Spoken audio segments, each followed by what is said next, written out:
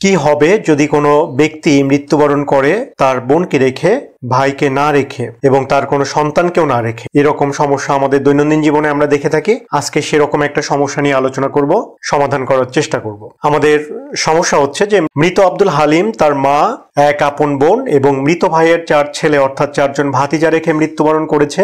ইসলামী আইন অনুযায়ী তার সম্পত্তি বন্টন করতে হবে। তার পরিত্যক্ত সম্পত্তি অর্থাৎ রেখে যাওয়া সম্পত্তির মূল্যমান হচ্ছে 10 লক্ষ টাকা। আমরা সমাধানের দিকে যাই। 1 নম্বর হচ্ছে মা ইসলামিক আইনে বা ফরায়েজের নীতি অনুযায়ী একজন কোরআনিক শেয়ারার। তিনি হচ্ছেন একজন কোরআনিক অংশীদার এবং তার অংশ কোরআনে নির্দিষ্ট করে দেয়া আছে। মৃত ব্যক্তির কোনো সন্তান না থাকলে সম্পত্তির 1/3 পাবেন। 2 নম্বর হচ্ছে আপন বোনও একজন কোরআনিক অংশীদার। মৃত ব্যক্তির কোনো সন্তান না থাকলে একজন আপন বোন তার পুরো সম্পত্তির অর্ধেক পাবে।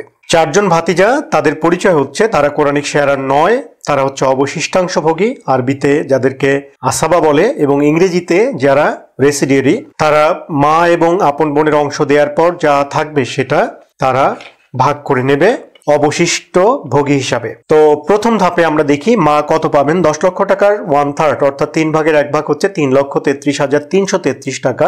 আপন বোনের অংশ হচ্ছে 10 লক্ষ টাকার অর্ধেক অর্থাৎ 5 লক্ষ টাকা পাবেন আপন বোন।